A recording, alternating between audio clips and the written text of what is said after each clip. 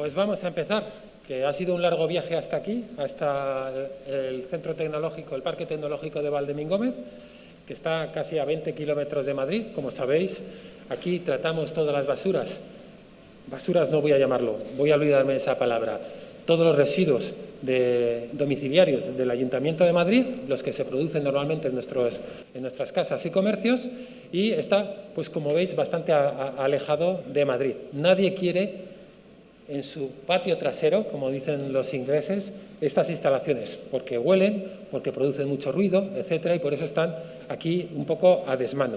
Por eso me encanta que os hayáis esforzado en venir hasta acá, que no mucha gente se acerca, para poder informaros de primera mano de qué se hace en el Ayuntamiento de Madrid con los residuos que vamos produciendo. Esta conferencia, que es una más de un ciclo de conferencias que estamos haciendo desde el Ayuntamiento y junto con las universidades, en el marco de la mesa de la estrategia alimentaria saludable y sostenible del Ayuntamiento de Madrid, versa sobre qué hacer o qué tenemos que hacer para incluir en la economía circular los residuos alimentarios. No os voy a decir, porque ya seguro que lo habéis oído muchas veces, qué cantidad de residuos desperdiciamos en nuestra alimentación, que todavía son útiles, y los que ya no son útiles, que pasan hasta este centro tecnológico para el tratamiento de este residuo, para poderlo utilizar bien como gas, que lo vamos a ver con la última visita que vamos a hacer, o bien como compostaje. Vamos a visitar la planta de clasificación de La Paloma, en primer lugar, que la tenemos cerquita, desde esa cristalera casi la podemos ver, que es donde llegan las bolsas, bien de restos o bien de biorresiduos, se separan y se recoge la materia orgánica para compostar y los envases para reciclar, y luego la planta de biometanización de las dehesas. Mucho más allá, afortunadamente las dos nos van a acompañar el autobús con el que hemos venido, que en grandes catedrales de hormigón lo que lo llenamos es de materia orgánica con un poco de agua y producimos el metano que luego va a la red de Enagás y va hasta Madrid o cualquier otro sitio. Pero antes tenemos aquí a tres conferenciantes estupendos que nos van a hablar, nos van a poner ese marco en un plano más teórico del práctico que vamos a ver. La visita la empezaremos aquí en el centro de visitantes, que nos darán el marco general de lo que estamos haciendo aquí desde el Ayuntamiento de Madrid, y luego iremos al aparcamiento de autobuses donde hemos partido desde que hemos llegado aquí para hacer los distintos recorridos.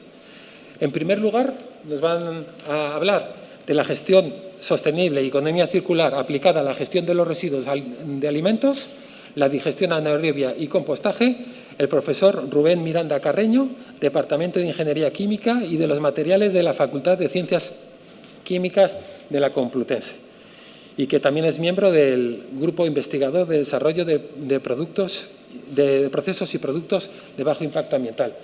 Bueno, buenos días. Muchas gracias por la invitación al Ayuntamiento de Madrid a dar esta charla. Voy a intentar no ser muy extenso, tengo muchas transparencias, pero iremos muy rápido. Quería contaros muchas cosas.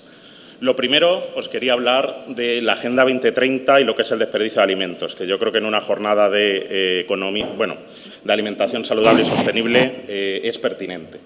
Después os hablaré un poco de lo que es la economía circular y cómo la podemos aplicar a los residuos de alimento. Y en este sentido hablaremos de la importancia que tiene la valorización de estos residuos para alcanzar todos los objetivos de tasas de reciclado, de minimizar los residuos que van a vertedero, etcétera, dentro de toda la estrategia europea.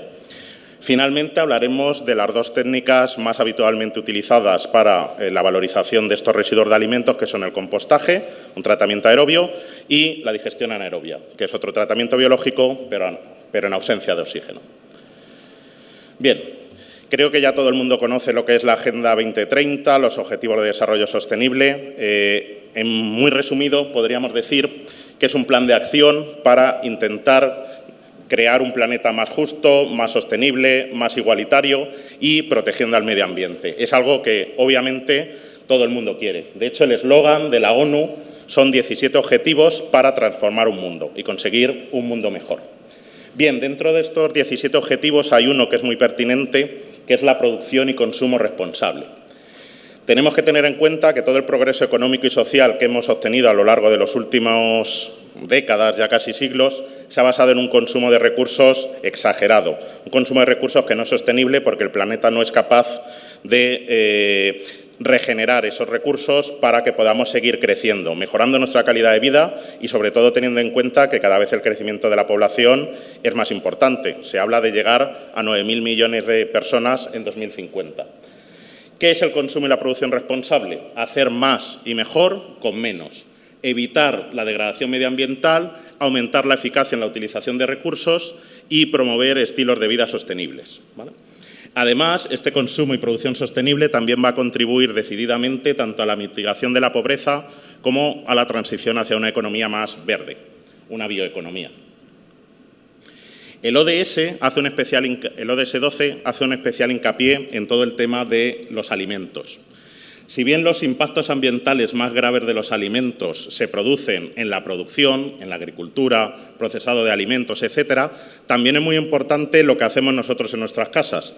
Y, de hecho, los hogares influyen en estos impactos muy importante. Y más importante es ese impacto en los países desarrollados, mientras que los países en vías de desarrollo se desperdicia menos, digamos. Entonces, nuestros hábitos y decisiones de consumo, cuando consumimos alimentos, son muy importantes y pues tienen una gran importancia. Este dato es uno de los que se dice más habitualmente y es que 1/3 de todos los alimentos que se producen en el mundo se desperdician. Es una estimación de la FAO. Acaban pudriéndose. Y además, estos residuos de alimentos tienen un extraordinario valor económico. Estamos hablando de algunas estimaciones en 1.000 millones de dólares. Pero es que para producir estos alimentos hemos utilizado recursos, hemos utilizado mucho agua, hemos utilizado mucho suelo, además estos suelos cada vez son menos fértiles, etcétera, etcétera. Es decir, que cada vez tenemos menos capacidad en nuestro planeta para satisfacer a las personas de comida. Solo un dato, el sector de la alimentación ya representa alrededor del 30% del consumo total de energía en el mundo y más de un 22% de las emisiones de gases de efecto invernadero. Entonces, no estamos para desperdiciar alimentos. En concreto, este ODS menciona 2 metas con respecto a los alimentos. Reducir en 2030, que es la fecha tope para alcanzar estos objetivos, reducir el desperdicio de alimentos a la mitad, ¿vale? Y relacionado con la gestión de residuos y la valorización, pues hay que reducir la generación de desechos, siempre aplicando la jerarquía de gestión de residuos, prevención, reducción, reciclado y solo el depósito en vertedero que sea la opción, pues una opción residual. ¿Cuál es el impacto medioambiental de la producción de alimentos? Lo que os comentaba, es un sector muy importante responsable de las emisiones de gases de efecto invernadero, un 22%. Pero casi más importante, un 70% de todo el consumo de agua dulce en el mundo se destina a la producción de alimentos. Y todos sabemos que con el cambio climático cada vez va a haber una mayor escasez de agua. Pero a la vez queremos tener, es un planeta que cada vez tiene más población y además que quiere comer mejor. Pues teniendo en cuenta esto, vamos a tener problemas con respecto a la disponibilidad de agua dulce. Y además, obviamente, los cultivos pues, ocupan una parte de la superficie de la tierra. Se estima en torno a un 11%. No voy a entrar en detalle, pero hay unos alimentos que tienen un menor impacto ambiental y otros más. Abajo tendríamos todo lo que son frutas, vegetales, etcétera, y arriba, con un mayor impacto ambiental, todo el tema de carnes. Eso es obvio y creo que es algo que vais a tratar en estas jornadas, lo que es el consumo de comida saludable, pero sostenible también. Además del impacto ambiental, tiene una implicación económica muy importante. Hemos dicho que las pérdidas económicas, dependiendo de la fuente, pueden oscilar entre 750.000 millones o 1.000 millones de dólares anuales. Es decir, que es mucho dinero. Es verdad que donde se desperdicia más comida es en los países desarrollados, aproximadamente el doble que en todos los países en desarrollo, que son mucha más población. Por eso hay que tener en cuenta, pues para evitar ese desperdicio de alimentos, pues optimizar las compras, hacer cocina de aprovechamiento, etcétera. Cosas que no son técnicas, son más sociales o de hábitos que nos ayudarían mucho a reducir el desperdicio de alimentos. De hecho, muchas veces se ponen este tipo de imágenes del dinero que estamos tirando a la basura. Pero no solo es dinero, también es impacto medioambiental. Y sobre todo, y más en el marco de los ODS, las implicaciones sociales. Estamos desperdiciando comida que sería suficiente, se estima, para alimentar de 2.000 a 3.000 millones de personas, mientras que tenemos casi 1.000 millones de personas que están en situación de pobreza y que tienen hambre. Con lo cual, es una situación muy injusta socialmente. Aparte, ese valor estimado de los alimentos, esos 1.000 millones de dólares, serían suficientes, teóricamente, según los cálculos de la ONU, para acabar con la pobreza. Para acabar con la pobreza en el mundo, se estima que se necesitaría $250 billón de dólares y cada año se están desperdiciando 1 billón. Además, es todavía más injusto por lo que os digo, que es en los lugares donde estamos más desarrollados o donde pues, hay más Producto Interior Bruto, etcétera, son precisamente los países que más desperdician alimentos. Entonces, es una cosa que es importante tanto para conseguir el ODS 2 de hambre cero como para acabar con la pobreza. En España es el 7º país de la UE en cuanto a desperdicio de alimentos. Se desperdician en torno a 8 millones de toneladas anuales, que si lo pensamos en lo que desperdiciamos cada uno de nosotros son casi 200 kilos al año. Es más de casi entre medio y 1 kilo al día, cada una de las personas. Y lo que importa es que mucha de esa comida se podría utilizar. Se desperdicia, pero todavía es comestible. Más de 1,2 millones de toneladas. Según los datos del Ministerio de Agricultura y Pesca, esto supone en España 3.000 millones.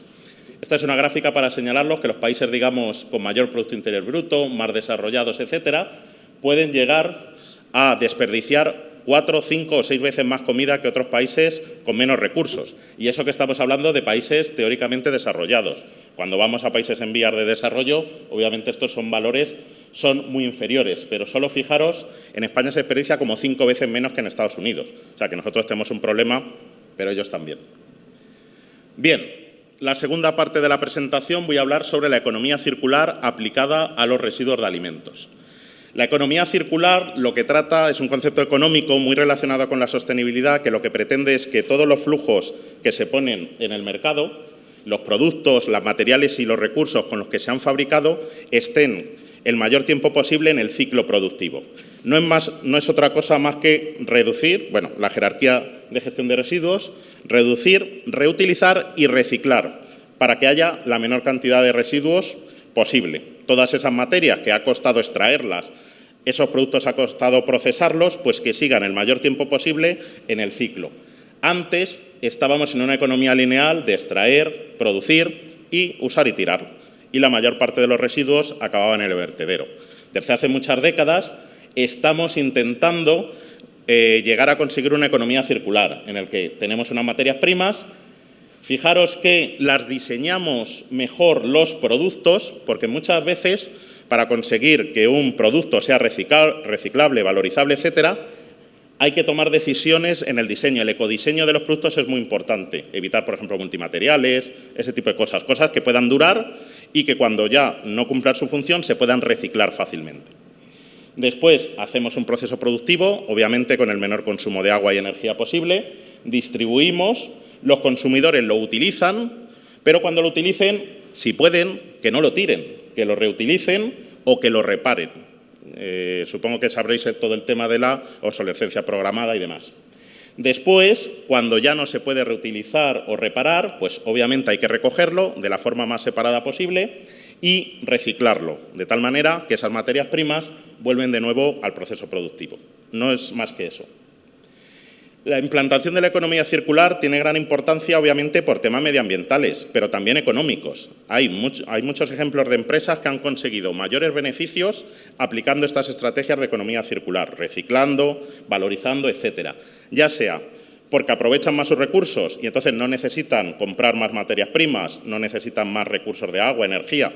Un ejemplo, para producir papel reciclado se utiliza muchísima menos agua y energía que papel a partir de fibra virgen. Entonces, muchas veces, y por eso es uno de los residuos que se empezó a reciclar más, porque era económicamente favorable, aparte de sostenible medioambientalmente, pero además tenía un menor coste. Pero es que también las empresas se pueden aprovechar de esa reputación de marca, esa etiqueta verde de una empresa comprometida con el medio ambiente, que recicla, que valoriza. Y eso muchas veces da lugar como resultado a un beneficio económico. Bien, esto de la economía circular, yo que trabajo en estas cosas, pues para mí no es nuevo. Esto es lo que hacíamos ya siempre. Es la estrategia de jerarquía en la gestión de los residuos. Lo que pasa es que ahora la pirámide antiguamente estaba dada la vuelta y ahora pues la hemos girado para indicar que lo que más hay que hacer era prevención y no disposición en vertedero. Antes estaba al revés, como indicando que la base de la pirámide a la que se llegaban más residuos era el vertedero. Y ahora no, queremos que el vertedero sea la opción que menos se utiliza. Obviamente empezaríamos por la prevención. Esto que hemos dicho de desperdicio alimentario, bien, hoy vamos a valorizar, vamos a ver compostaje y digestión, pero si podemos evitar el residuo, pues mucho mejor. Después, reutilizar. Reutilizar, en el caso de los alimentos, es redistribuirlo a la gente. Todo el desperdicio alimentario que todavía sea comestible, que esté en buen estado, se puede redistribuir a personas, que se necesita mucho, bancos de alimentos, etcétera. También existe la posibilidad de dárselo como comida a los animales, pero es verdad que no es la opción preferida. Si no, pues ya vamos a reciclar. ¿Y qué reciclamos? Materia orgánica, nutrientes, nitrógeno y fósforo. ¿Cómo lo hacemos? Con tratamientos biológicos, compostaje o anaerobio.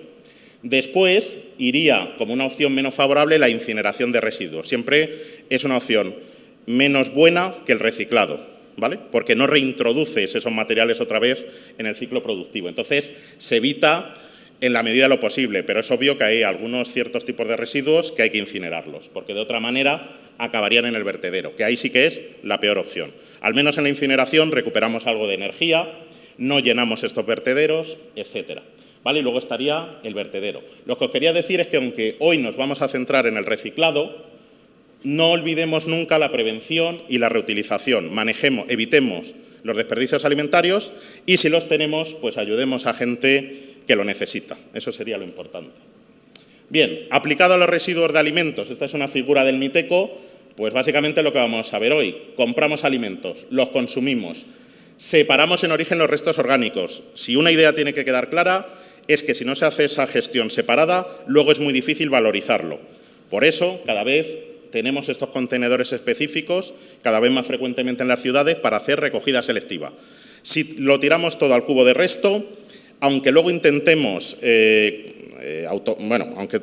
separar las fracciones distintas a la fracción orgánica, siempre va a venir acompañado de vidrio, de metales, de plásticos, etcétera. Entonces, siempre va a ser muy difícil y, bueno, lo comentaremos en detalle. Recogida, tratamiento biológico aerobio o anaerobio, que es de lo que voy a hablar yo.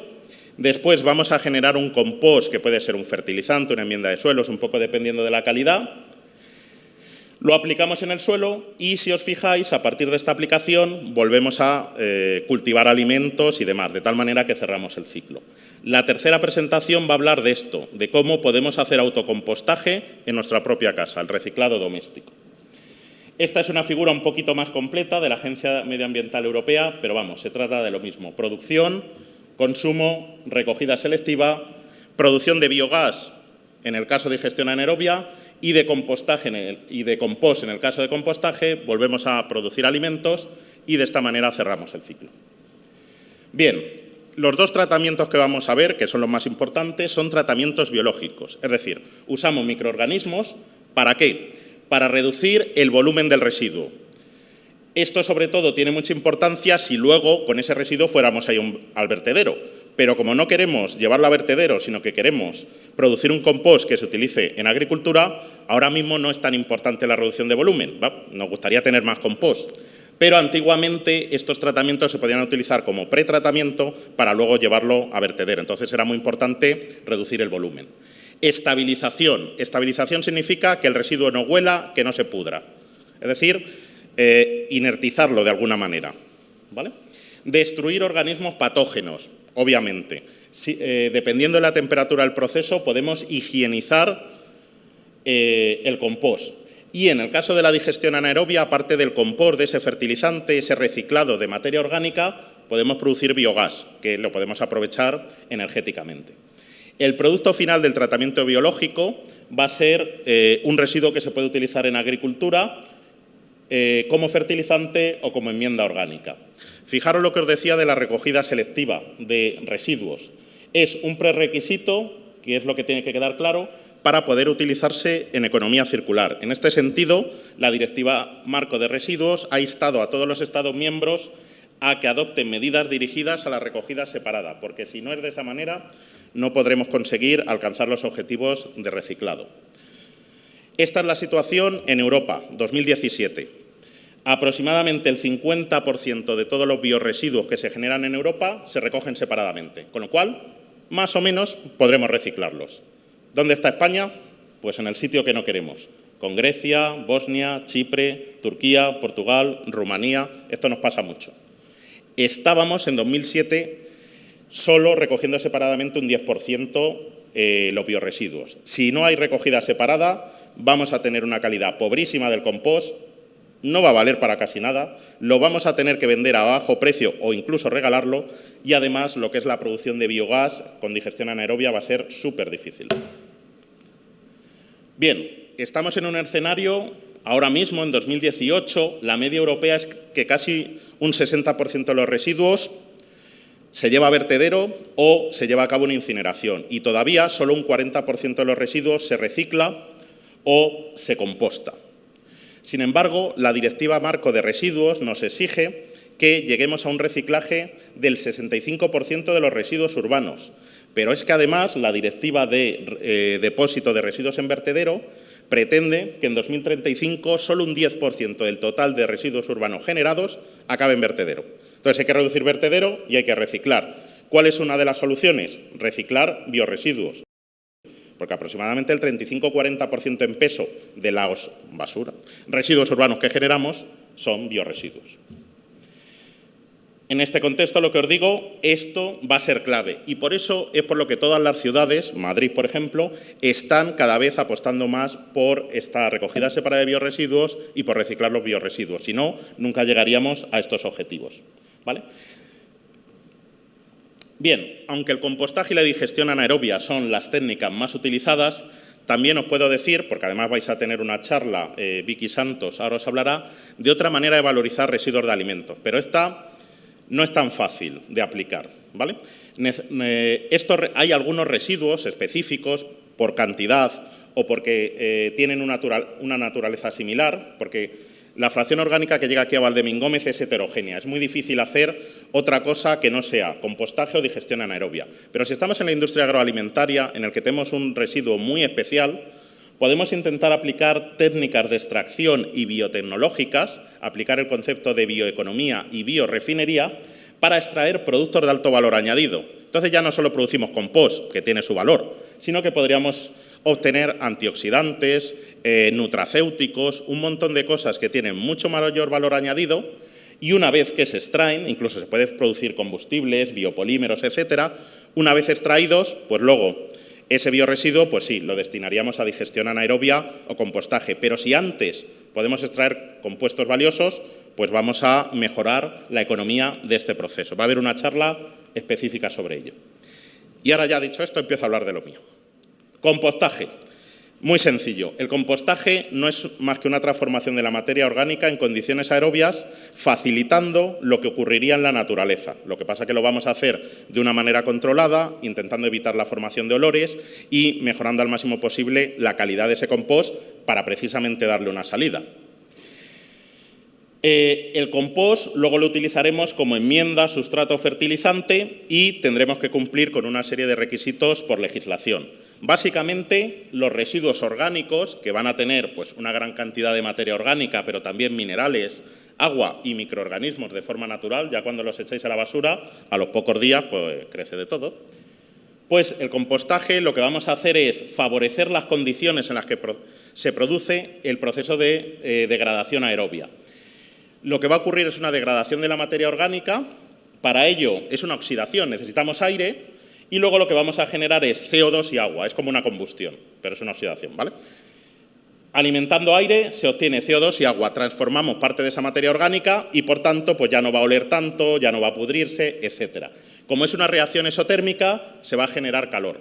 Luego os comentaré por qué. Al final, ¿qué tenemos? Un compost ya en mucho menor volumen, porque por esa reacción exotérmica se ha evaporado parte del agua, porque parte de la materia orgánica se ha oxidado y ha dado lugar a CO2 y agua. Ahora veremos que a lo mejor de cada 100 kilos de materia de biorresiduos se generan 30 o 40 kilos de compost. Bien, en una gran instalación industrial o en una instalación, digamos, no doméstica, no solo hay que llevar a cabo el proceso de compostaje, que ahora lo veremos, sino que hay que hacer o es necesario un pretratamiento y un posttratamiento. En el pretratamiento, dependiendo de si hemos recogido el residuo separado o no, tendremos una presencia mayor o menor de impropios. Impropios es cualquier cosa, latas, plásticos, etcétera. Pensar que ese compost se va a quedar luego con los plásticos, el metal, el vidrio o lo que hubiera en la fracción original, con lo cual hay que intentar retirarlos al comienzo de la mejor manera posible para favorecer el proceso y para que la calidad del compost sea mejor. Normalmente hay que eliminar los impropios, eso se suele hacer con sistemas de separación mecánicos lo más automatizados posible para afinarlo. Después, dependiendo de las características de ese residuo, para lograr las condiciones óptimas de degradación, hay que ajustar la relación carbono-nitrógeno de nutrientes, puede ser necesario ajustar el pH, añadir agua, eliminarla, etcétera.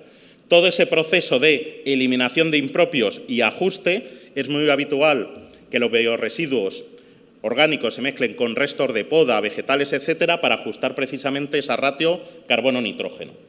Después llevaríamos a cabo el proceso de compostaje, pero aún así nos quedará una etapa final de afino, ¿vale? De mejorar la calidad, de secar si es necesario, en algunos casos se ha añadido incluso otros fertilizantes para conseguir que ese compost pues, tenga mayor valor agronómico y demás. Digamos que lo vamos a preparar para venderlo y para venderlo de la mejor manera posible. Pues bien, el pretratamiento, en el caso de la recogida selectiva, fijaros qué sencillo es. Prácticamente, como apenas lleva impropios, lo más importante es reducir el tamaño del material, ¿vale? A 2,5, 5 centímetros para que penetre el aire. Muchas veces se mete un material estructurante para que tenga, digamos, menos densidad, esté una estructura más abierta y el aire pueda circular naturalmente entre medias del compost. Eso mejora el proceso. Pero si lo queremos industrializar, mejorar, etcétera, podemos meterle aire, lo que se llama convección forzada. El estructurante, ya os digo que es muy habitual y también es muy habitual eso, mezclar los biorresiduos con restos de poda para lograr la relación carbono-nitrógeno necesaria.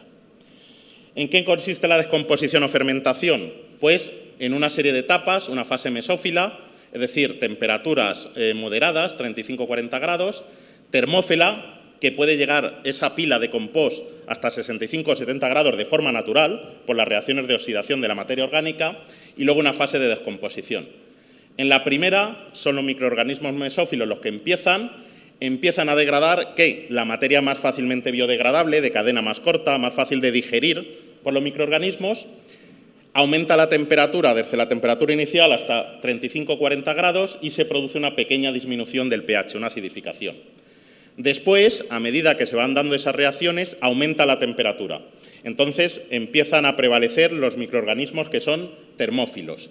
Y aquí aumenta la cinética, la velocidad, todavía los requisitos de aire son mayores. Entonces, aquí es clave que la aireación sea adecuada. Si lo ponemos en una pila, la aireación se va a ver dificultada. Si esto lo hacemos en un reactor, controlando muy bien las condiciones, suministro de aire y demás, lo que vamos a tener es un proceso más rápido y más eficiente. Pero el compostaje, como veréis, os contará Dolores, se puede hacer en casa, pero en una industria o en una planta se puede hacer mejor, más eficaz. Bien, finalmente va a haber una fase de descomposición cuando ya la materia orgánica biodegradable pues, ha caído mucho, empieza a agotarse el oxígeno y, por tanto, empieza a reducirse la velocidad y exotermicidad del proceso. Y vuelven a prevalecer, otra vez hay una caída de la temperatura y vuelven a prevalecer las mesofílicas. Después de la etapa de descomposición hay una de maduración en la que se lleva a cabo una degradación, digamos, mucho más lenta. Los microorganismos tienen una cinética pues ya más lenta, se estabiliza la temperatura y se dice que se madura. ¿Qué ocurre en ese proceso de maduración, que dura más precisamente que el de fermentación? Pues completar los procesos de degradación más lenta, sobre todo la formación de compuestos húmicos, que es uno de los nutrientes más importantes, a partir de polímeros y estructuras que eran más difíciles de biodegradar, celulosas y ligninas. Al final, aquí veis, no se ve muy bien, el aspecto que tendría esos bioresiduos a medida que avanza el proceso. Posttratamiento, tratamiento mecánico de afino, reducimos un poco el tamaño, lo granulamos a las características que queremos o incluso mezclamos con otros productos. Eliminamos impurezas si han quedado, vidrio, plásticos, etcétera. Y recuperamos los materiales estructurantes que hemos utilizado para que la pila fuera más porosa y los volvemos a utilizar. Fijaros, con eso se consigue una importante reducción tanto del peso como del volumen de residuos. Desde 100 kilos de residuos orgánicos frescos producimos 30-40 kilos de compost. Sobre el compost, lo más importante es la calidad del compost. Si no tiene una calidad adecuada, no lo vamos a poder vender a nadie ni nadie lo va a querer utilizar. Entonces, hay que centrar el proceso y optimizar el proceso para obtener la mejor calidad posible. Una regla habitual en este tipo de sistemas. Existe una correlación directa entre la calidad de la fracción orgánica de partida y el compost final. Cuanto más separada esté y cuanto más pura esté y menos impurezas tenga, tu compost va a ser mejor. Pues entonces hay que partir de recogida selectiva. Los requisitos, aquí los tenéis, luego subiremos la presentación, se rigen por este Real Decreto, ¿vale? Aparte, obviamente, hay que evitar piedras, impurezas y que tengan un tamaño adecuado para la aplicación en el suelo. Una de las cosas más importantes, los metales pesados. De hecho, se clasifican en A, B y C el compost y marcan su calidad precisamente en función del contenido en metales pesados. La calidad A sería la mejor, la que tiene una menor cantidad de metales pesados, la C la peor, mayor contenido. Y de hecho en la legislación propiamente habla de que esta clase C solo se puede utilizar en determinados tipos de suelos y a lo mejor con una dosis de aplicación menor que las otras, porque si no contaminamos los suelos con metales pesados que luego van a pasar al agua, etcétera. Variables del proceso, ya lo hemos hablado, porosidad, humedad, aportar oxígeno, temperatura, relación carbono-nitrógeno, pH, etcétera, etcétera. ¿Qué tipos de sistemas hay para el compostaje? Abiertos, al aire, cerrados, semiabiertos. Pues ponemos una nave, pero está abierta, o sea, como ponemos una, lo cubrimos, pero no lo cerramos del todo. Y luego también se clasifica en estáticos y dinámicos. En estáticos la pila de compost no se mueve. En los dinámicos la volteamos continuamente para la parte que está afuera, la metemos dentro y así se oxigena, se airea y se lleva a cabo mejor la degradación. Sistemas abiertos, semiabiertos y cerrados. Sistemas abiertos, montones, pilas o mesetas. Esta sería la solución más sencilla. Pilas y en sistemas abiertos. Solución más complicada, más eficaz. Cerrarlo todo en túneles y hacer sistemas y volteados periódicos. Esto se puede hacer pues, en tu chalet o en tu, bueno, digamos, en el suelo, unas pilas y dejarlas el tiempo necesario. Podemos mejorarlo un poco, este sería un sistema semiabierto, lo que os decía, pero con volteado, y si queremos mejorar el proceso, ya túneles cerrados en los cuales vamos a controlar temperatura, humedad, va a haber un volteo automático, una alimentación automática, cada residuo pues en una nave, etcétera. Eso sería la mejor calidad, más automatizado, mejor calidad, menos gasto, etcétera. Sea lo que sea, la tendencia general hoy día es aireación forzada y control de humedad en sistemas cerrados, o sea, aireación forzada y control de humedad y sistemas cerrados, que permiten además reducir emisiones de olores, muy importante, y de lixiviados. Fijaros que desde el sistema más simple se puede tardar 240 días más 56 para obtener el compost, ¿vale? Sistema más simple, abierto, aireación natural. Cuando vamos a túneles, reducimos 4 veces ese tiempo, ¿vale? Porque optimizamos las condiciones de degradación y pues, le damos a los microorganismos lo que quieren. Beneficios. Estabiliza e higieniza el residuo sólido, el compostaje. Reduce el volumen de residuo. Podemos recuperar la materia orgánica y los nutrientes. Y podemos utilizar el compost como fertilizante en agricultura o jardinería. Problemas. Puede presentar un impacto medioambiental negativo si no tiene la calidad adecuada, lo cual limita pues, la salida de este producto. Puede tener metales pesados, lo que comentábamos, el suelo queda contaminado, puede pasar a las aguas, pero es que además durante el proceso de degradación se emiten emisiones atmosféricas. Ese olor son compuestos orgánicos volátiles, sulfuro de hidrógeno y un montón de contaminantes más. Si tenemos el sistema abierto, van a la atmósfera, Si lo tenemos cerrado y lo tratamos, pues el impacto medioambiental se reducirá. Estricto control de condiciones de operación y emisiones y bajo retorno económico, porque es una tecnología cara y el compost pues, no tiene un precio alto. La última parte es la digestión anaerobia. Digestión anaerobia es transformación de materia orgánica, pero en ausencia de oxígeno, con otros microorganismos. ¿Qué se produce tras la digestión anaerobia? Un digestato que podemos utilizarlo para luego producir compost o utilizarlo directamente como fertilizante, pero normalmente se prefiere fabricar compost a partir de este digestato, y lo que marca la diferencia con el compostaje es que tenemos otro producto, que es el biogás, que es una fuente de energía, ¿vale? El poder calorífico de ese biogás es más o menos el 60% de un gas natural, o sea que no es poca cosa, y ese biogás, ahora lo veremos, pero se puede aprovechar para producir energía eléctrica, calor, o incluso si lo separamos, porque el biogás es metano y CO2, si separamos el CO2, lo que nos queda es metano, que eso es gas natural. Y lo podemos usar en coches, inyectar a la red de gas natural, etcétera. Tiene una parte muy interesante, el proceso es mucho más complicado, mayor inversión, mayores costes, pero tenemos una salida, un producto que vale mucho más dinero que a lo mejor lo que nos está dando el digestato. Bien, lo mismo que antes, una etapa de pretratamiento. La eliminación de impropio fundamental, pero aquí aún más, porque ahora tenemos esos residuos en un reactor agitándose, hay que mezclar, hay que hacer cosas, no podemos consentir que ese reactor pues empiecen a acumular inertes, vidrio, que no se aire bien, que no se mezcle bien, es aún más crítico, es un proceso más difícil. De hecho, bueno, hay gente, pero no se debería hacer digestión anaerobia en casa, no sé. Reciclado, fabricación de compost doméstico, sí. Anaerobio, esto ya es una planta.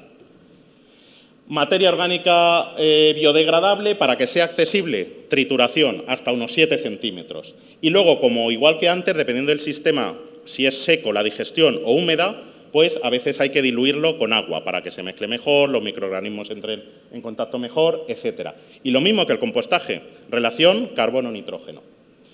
Bien, este proceso se lleva a cabo por diferentes tipos de microorganismos, diferentes poblaciones.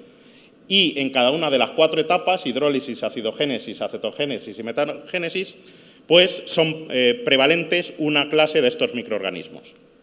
O sea, que hay que conseguir que esos microorganismos vivan juntos cuando cada uno tiene unas condiciones óptimas para su supervivencia y para su crecimiento, con lo cual no es fácil de hacer.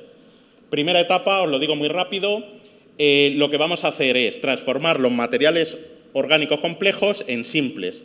Las proteínas, carbohidratos y grasas las vamos a hidrolizar a aminoácidos, monosacáridos y ácidos grasos, porque los microorganismos no son capaces de degradar esos polímeros, hay que troceárselos, pasarlo a sus elementos fundamentales. Después son las bacterias acidogénicas las que van a empezar a producir ácidos grasos volátiles, como el propiónico y el butírico, y otros productos como el acetato, hidrógeno y CO, pero sobre todo ácidos grasos volátiles. Después, estos ácidos grasos volátiles se van a transformar en ácidos grasos, como el ácido propanoico, y este ácido propanoico puede producir ácido acético. Ese ácido acético puede seguir produciendo hidrógeno y dióxido de carbono, que también se producía en esta etapa, o posteriormente este ácido acético evoluciona a la metanogénesis, es producir precisamente metano. Entonces, al final, lo que tienes en el biogás, lo he dicho muy mal, pero rápido, es una mezcla de biogás de metano y de CO2. Después, normalmente ese digestato no se utiliza directamente como fertilizante, sino que hay que retirarle el agua, deshidratarlo y hacer con él algún proceso de compostaje o de estabilización, porque todavía no se ha degradado toda la materia orgánica en ese digestor anaerobio. Es decir, en términos de digestión, es un poquito peor la anaerobia que la aerobia, en términos de degradación de materia orgánica, pero obtenemos biogás. Aquí os hablaría de temperaturas, de ratio carbono-nitrógeno, pHs, agitaciones, no es necesario. Esta es una foto de aquí, de Valdemín Gómez. Básicamente se lleva a cabo en este tipo de reactores y para que veáis por qué son tan grandes, porque la materia orgánica tiene que estar entre 5 y 30 días, entre 15 o 20, dependiendo de si se hace a temperatura media o a temperaturas altas, termofílicas. Los tipos de digestores, este es el más habitual, un digestor en continuo. Tenemos todo el sustrato, los residuos alimentarios, a medida que transcurre el tiempo y van evolucionando esas etapas, acidogénesis, etcétera, se va produciendo biogás que se recoge por la parte superior. Después se recoge en continuo, se va sacando ese digestato y se deshidrata. ¿vale? Esto sería el caso de estos digestores. Hay una nueva técnica que todavía no se usa mucho, pero que se confía, que son los digestores en continuos, que aquí directamente no cogemos los biorresiduos, echamos agua, diluimos y agitamos. Aquí va el biorresiduo entero, o sea, sin añadir agua, sólido. Entonces, pues hay menos agua, el proceso, pues hay un mejor contacto, esto puede estar calorifugado, la mezcla es mejor, etcétera. Es otra tecnología que puede que en el futuro se empiece a implantar. Hoy día, sin lugar a dudas, los digestores en continuos vía húmeda son los que se utilizan y son los que vamos a ver aquí. Lo que hemos dicho, el biogás, metano y dióxido, tiene un poder calorífico de un 60% del gas natural. Para los que quieran saber cuál es el rendimiento, por cada 10 kilos de biorresiduos húmedos sacamos un normal metro cúbico de biogás, es decir, 1 kilo. O sea, un 10% de la materia que entra pasa a biogás. Pero con eso mejoramos mucho la economía del proceso. Y, aparte de generar energía eléctrica y calor, si mejoramos este biogás para producir biometano y lo inyectamos en una red, el beneficio económico es altísimo. Y esto es lo que cada vez se hace más. Esto es la evolución de plantas de biogás y de biometano, con incrementos del 20-30% anual en Europa. Este es el futuro. El digestato se aplica directamente líquido, lo que sale, que no es lo mejor, o mejor lo deshidratamos y esa fracción sólida la compostamos. Es decir, que normalmente la digestión anaerobia va acompañada después de un compostaje del digestato. Pues eso es, básicamente. Muchas gracias.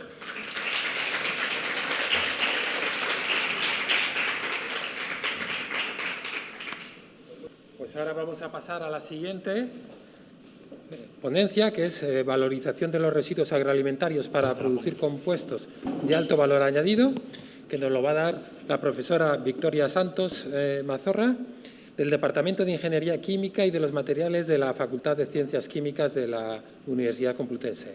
Es también coordinadora del Grupo de Investigación de Fisioquímica de los Productos Industriales y Medioambientales. Bien, buenos días. Muchas gracias por la invitación para participar en estas jornadas.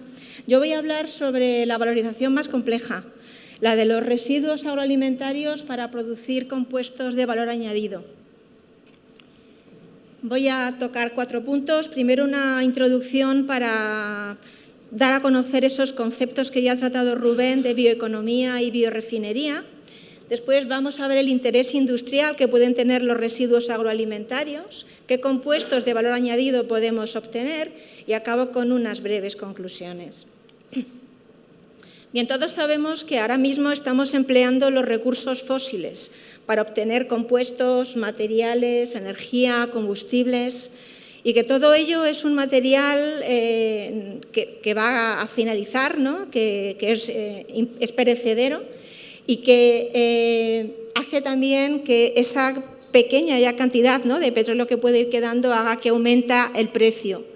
El empleo de estos combustibles, el carbón, el petróleo y el gas natural, generan dióxido de carbono que, como estáis viendo en la imagen, desde que llegamos a la revolución industrial ha ido aumentando la temperatura de la Tierra constantemente y ahora mismo nos estamos acercando de forma peligrosa a ese 1,5 grados, 2 grados por encima de la temperatura que había, ¿no? O ya digamos de lo que podría ser razonable para no comenzar a tener graves problemas que ya los tenemos. Esto acaba en 2017, ahora estamos todavía por encima. A esto nosotros le llamamos petroeconomía, es en donde estamos trabajando ahora, en la petroeconomía, pero queremos cambiarlo. Queremos emplear algo que sea sostenible. Es el objetivo político y económico que hay en este siglo XXI dentro de esas ODS. ¿Cómo podemos conseguirlo? Pues empleando esa economía circular de la que ha hablado Rubén.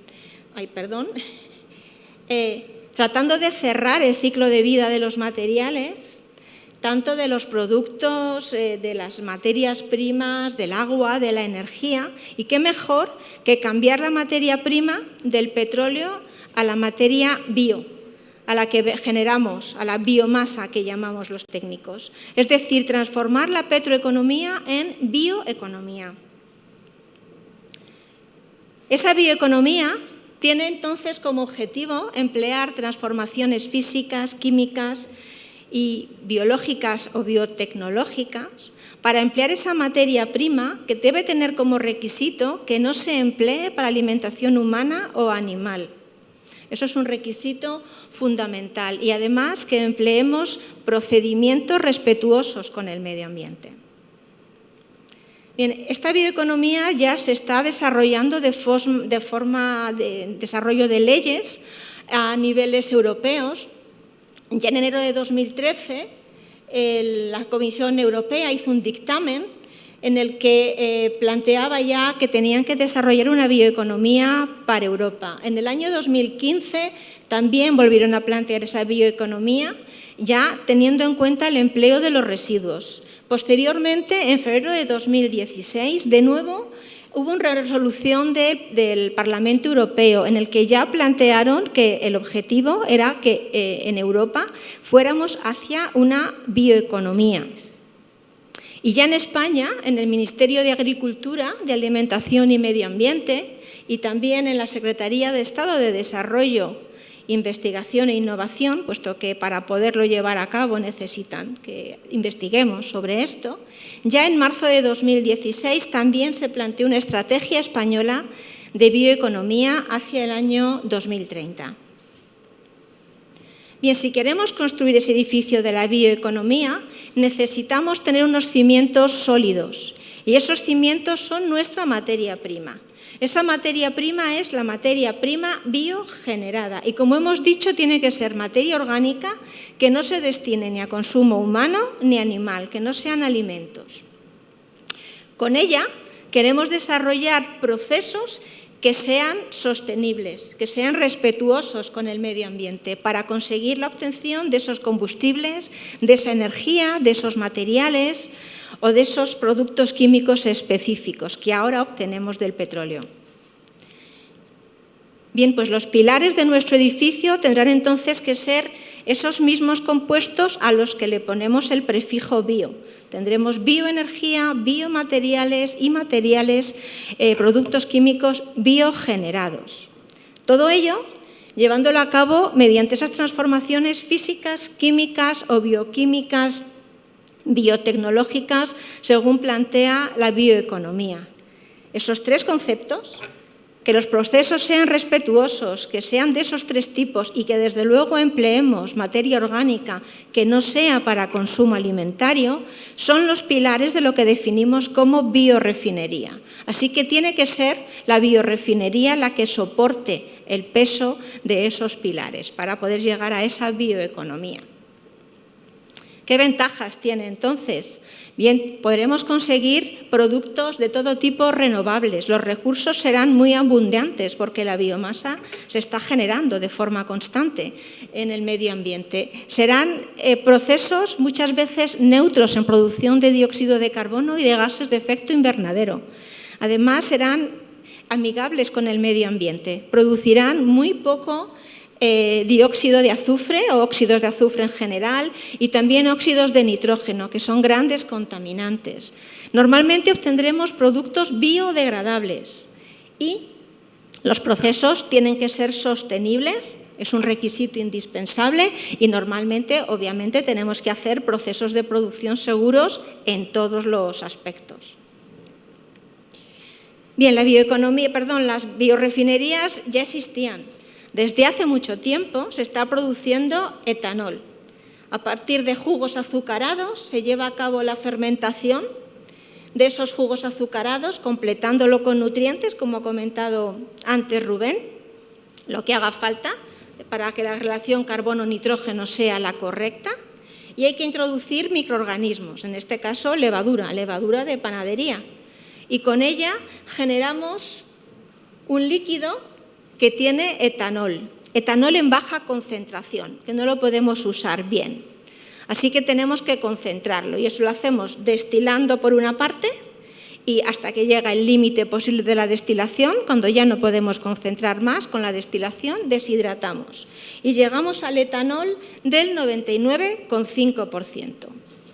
Bien, esto es etanol de toda la vida. Para un químico como nosotros, como Rubén y como yo, es la molécula idéntica que obtendríamos de otra forma, pero como viene de un proceso bio, ahora ya lo llamamos bioetanol, pero que nos quede claro que la molécula es exactamente la misma. Como os digo, esto lo llevamos haciendo desde hace mucho tiempo. De hecho, en el mundo se ha ido produciendo bioetanol cada vez de forma mayor a lo largo de los años. Aquí os pongo la última década, pero se lleva llevando a cabo desde hace muchas décadas. Vemos aquí la evolución de la producción, cómo va aumentando, y también del consumo. De hecho, en el año 2019, que lo podemos tomar como referencia porque en el 2020, con la crisis del COVID-19, todo pegó un bajón, de hecho pagó un bajón del 14,5% de la producción de bioetanol a nivel mundial. Tomamos como referencia el 19 y producíamos 113 millones de metros cúbicos en el mundo. La previsión es recuperar el año que viene lo que se obtenía en el año 2019 y hay una previsión de aumento hacia el año 2023-25 hacia unos 119 millones y ya en el 2029, a final de esta década, hacia 140 millones. La previsión de aumento está en los países en desarrollo, en Brasil, en la India, en Tailandia, particularmente en China. China apuesta por el bioetanol. Bien, pero ¿con qué estamos produciendo bioetanol ahora en el mundo? Es decir, ahora mismo en el mundo estamos produciendo bioetanol por fermentación con comida, con la necesidad de comida que hay en el mundo. Y eso es lo que estamos haciendo en realidad.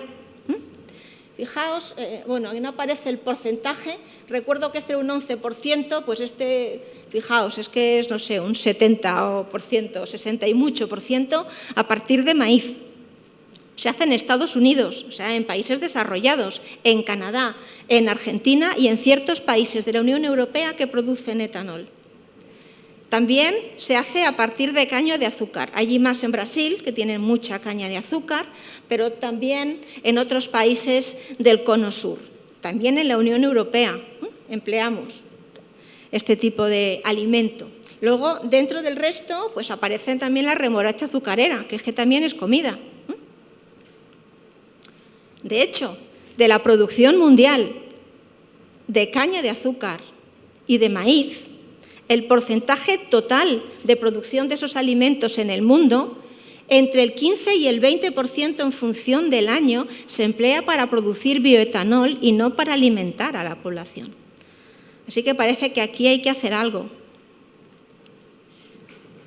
¿Por qué se emplea esto? Pues porque es muy fácil. Si yo empleo remolacha azucarera o caña de azúcar, eso es sacarosa, es decir, la unión de dos azúcares, glucosa y fructosa. Bueno, pues es que es facilísimo trabajar con eso. ¿Por qué empleo también el maíz o los cereales, trigo en particular? Bueno, allí lo que tengo ya son almidones, dos tipos de moléculas con enlaces distintos. Pero yo trato de representaros que realmente son cadenas de glucosa unidas de una forma o de otra. Así que el producto de partida es muy homogéneo y para trabajar en la industria pues eso es muy fácil, no tengo que separar cosas, eliminar cosas. Con que lo corte es suficiente. Así que ¿cómo funciona ahora una biorefinería de etanol? Pues parte de esos productos ricos en azúcares siempre trituramos para hacer cachos pequeñitos y que pueda funcionar mejor y eso lo llevamos a esos jugos azucarados. En el caso de los productos ricos en azúcares, con calor ya rompo, ya he hecho el corte. En el caso de que trabaje con compuestos ricos en almidón es un poco más complejo. Necesito no solo triturar y moler, sino poner una tijera específica que sea capaz de cortarme las uniones entre esas moléculas.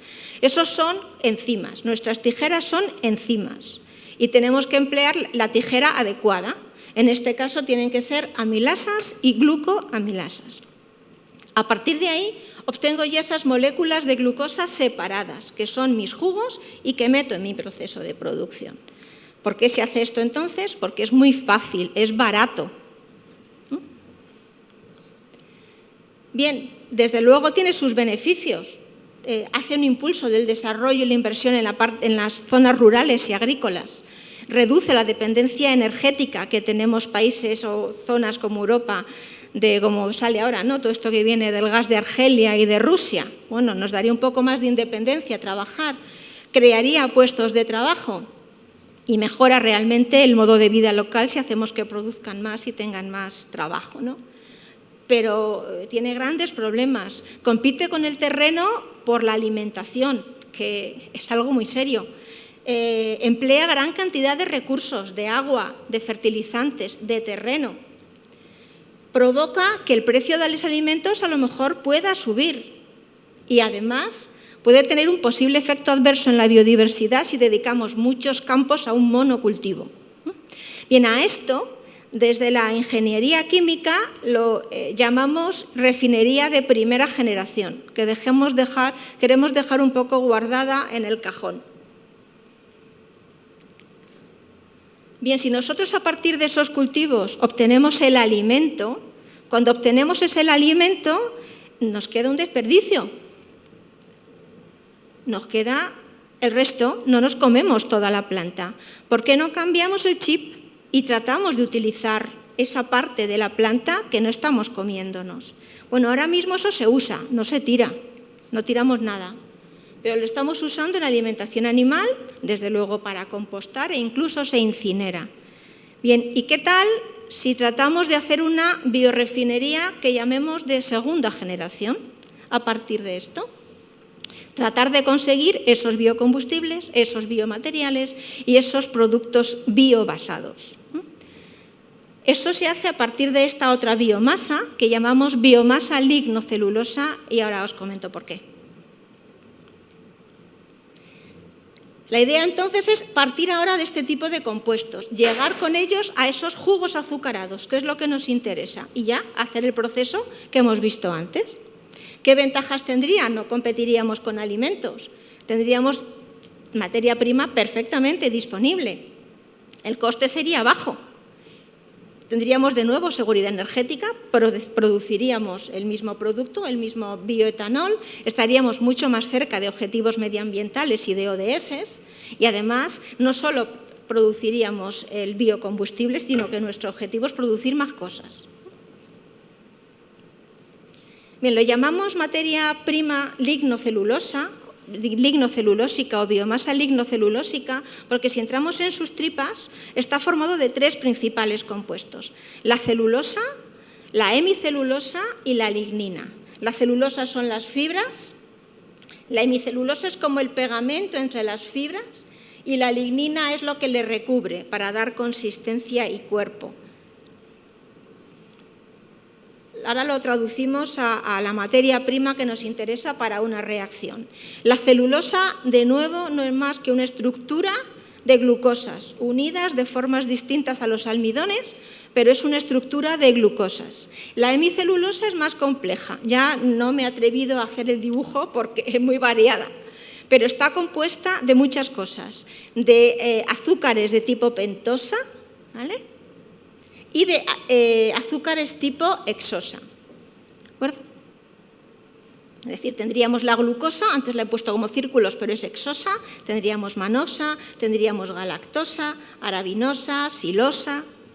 En el caso de la lignina ya no son azúcares, ya con ello hacer jugos azucarados no podemos, son compuestos fenólicos. Si fijáis aquí ya no es lo mismo que estamos viendo en estas zonas. De hecho, además, hay uniones entre los compuestos que también tenemos que cortar. Así que hay que desarrollar todo un procedimiento distinto y más complejo para llegar a ese jugo azucarado. Ese jugo azucarado lo obtendremos, trituramos y molemos siempre. Hay que hacer un pretratamiento para tratar de separar, para que esa estructura de lignina, hemicelulosa y celulosa la rompamos. Y el tratamiento puede ser muy variado, físico, químico, lo que se nos ocurra y funcione. Con ello obtenemos una mezcla de esas tres, celulosa, hemicelulosa y lignina. En rojo pongo la lignina porque no nos interesa. es un problema para luego hacer una fermentación de los azúcares, y luego además un montón de compuestos tóxicos. Ya solamente a lo mejor ahí los nombres ya nos suena mal, ¿no? Bueno, eso no solamente son compuestos tóxicos, sino que es que además nos van a interferir en las reacciones posteriores, van a afectar a las enzimas y a los microorganismos, así que es importante quitarlo. Emplearemos unas tijeras específicas para cortar celulosa, celulasas y hemicelulasas, y obtendremos a partir de ahí ya la mezcla de azúcares, que ahora ya serán pentosas y hexosas, esa mezcla que hemos visto antes. Con ello trataríamos de conseguir esos distintos tipos de producto de valor añadido. Nos podemos plantear mejorar el proceso, y es hacer lo mismo, la trituración, los mismos pretratamientos, obtener esa celulosa, hemicelulosa y lignina, y hacer procedimientos en los que separemos. La lignina nos la quitamos de en medio mediante procesos técnicos. Detoxificamos, es decir, eliminamos los tóxicos, de forma que para la siguiente etapa nos queda solo hemicelulosa y celulosa, y además somos capaces de separarlos. Trabajamos con una parte y con otra parte. ¿Por qué? Pues que la celulosa es solo glucosa, con ella es muy fácil luego trabajar. Podría obtener bioetanol, cualquier microorganismo estaría deseando que le diera glucosa para comérselo y producir lo que sea. Ya las pentosas son más complicadas, conseguir que los microorganismos las traten. Así que si las ponemos en otra fracción, nos va a ser más fácil luego hacer una producción específica. Pero el objetivo final es el mismo: llegar a la producción de productos de valor añadido. ¿Qué inconvenientes tiene? No todo es perfecto, pero aquí los mayores inconvenientes son que no tenemos la tecnología desarrollada, que hace falta inversión en investigación y desarrollo. De hecho, la producción anual actual que tenemos, bueno, esto es de 2019, de bioetanol con biorefinería 2G es solo el 0,4% de la producción anual, solo el 0,4%. La idea es conseguir que esto mejore, que sea económicamente rentable para que las empresas apuesten por esto. Bien, en el año 2004 el Departamento de Energía de Estados Unidos, junto con varios laboratorios que colaboran con ellos, determinaron un nuevo tipo de compuestos que llamaron building blocks o ladrillos, ¿no?, de construcción para luego otras cosas. El objetivo era identificar qué moléculas se podían obtener a partir de azúcares. Ya diversificamos la biorefinería, no solo queremos bioetanol, queremos más cosas. Entonces, comenzaron una búsqueda de qué podríamos obtener. Comenzaron con una propuesta de 300 moléculas candidatas a las que aplicaron ciertos criterios, porque un número de moléculas muy grande, el modelo petroquímico, los datos, la experiencia que tenían los laboratorios, y la redujeron hasta 30. Una vez que tenían 30, vieron qué mercados potenciales, ya la parte económica, ¿no?, qué mercados potenciales podrían tener y cómo podía ser de complicado obtenerlos, reduciendo la lista hasta 12. Lo que llamaron 12 top building blocks, que aquí os los presento. Esa es la lista que planteó el Departamento de Energía americano. La gran mayoría, como veis, son compuestos ácidos, porque la molécula en sí, además diácidos, es más reactiva y va a permitir sintetizar muchos más compuestos. Esta lista es una lista viva. Esa fue propuesta en 2004, ha sido modificada, añadidos compuestos, quitados compuestos. Bueno, entonces lo que queremos ahora es partir de residuos, no solo lo que he dicho antes, sino pues residuos de las fábricas de zumo de naranja, de sidra, de vino, residuos. Generar jugos azucarados y obtener esos ladrillos de construcción. En el año 2020, la Agencia Internacional de Energía definió esos building blocks como los intermedios clave entre las materias primas y los productos finales que se pueden usar para unir diferentes conceptos de biorefinería con los objetivos del mercado. Bien, esos building blocks los tenemos que transformar en los productos que hemos dicho, en biocombustibles, en materiales, en productos químicos. Tanto a los building blocks como a los productos que yo puedo obtener a partir de ellos se denominan productos biobasados o productos derivados de biomasa. Cuando hable yo me referiré a ambas cosas. Esos productos pueden ser o moléculas, como pasaba con el etanol, que ya existían, que ya tienen un mercado y que ya se conoce la utilidad y cómo puedo gestionar la venta y cómo moverlo, y otras que son nuevas. Esas ya son más complicadas, hay que desarrollar la investigación y es más complicado, ¿no?, tratar de introducir compuestos nuevos en el mercado. Además, se producen este tipo de moléculas biobasadas empleando transformaciones químicas o empleando transformaciones biológicas. Las nuevas, en general, son moléculas obtenidas por transformaciones biológicas. Nosotros en el grupo de investigación somos especialistas en ese tipo de transformaciones biológicas, así que es en lo que nosotros trabajamos. Voy a hablaros en general de 3 moléculas: el ácido succínico, los polihidroxialcanoatos o PHAs y el ácido poliláctico. El ácido succínico es una molécula, no es que sea una molécula nueva, ya se conocía, pero como aplicaciones para obtener compuestos y productos de interés es nueva. Se obtiene por fermentación de azúcares, así que yo tengo que hacer con mis residuos, sean los que sean, todo el proceso que os he comentado, llegar a mi mezcla de azúcares y fermentar, siempre con microorganismos específicos, y obtengo ese ácido succínico. Siempre hay que hacer un proceso de aislamiento y purificación, y con ese aislamiento y purificación obtengo el ácido succínico, que lo puedo emplear en la industria alimentaria o en la industria química, fijaos, para obtener muchos compuestos, incluido polímeros biodegradables. El ácido succínico es el building block objetivo que hay ahora, tratar de conseguir obtener ese producto. ¿Por qué? Porque sustituiría en una petroquímica a un compuesto central de la red de síntesis, al anhídrido maleico. Podríamos obtener muchísimas cosas a partir del succínico. Polihidroxialcanoatos son polímeros. Los obtengo igual a partir de los residuos azucarados, ya fermento con bacterias específicas que lo acumulan en su interior. Tengo que extraer eso de su interior y tengo el polihidroxialcanoato, que es un plástico. Y aquí es que está aquí abajo y no sé si lo veis bien, pero ahí tenéis el cómo se biodegrada. En 80 días no existe ese plástico, ¿vale? La idea es que sustituya al polietileno de alta densidad que se utiliza para ese tipo de envases. El ácido poliláctico, este ya no es un producto nuevo, se obtenía a partir del petróleo. Es una molécula especial porque existen 2 moléculas iguales, la misma composición, pero son imágenes especulares, lo que nosotros llamamos isómeros. Bien, el isómero que es útil es el isómero L. En la producción química obtenemos una mezcla del 50% de ambos y tenemos que separarlo. Esa separación es extremadamente costosa, técnicamente y económicamente.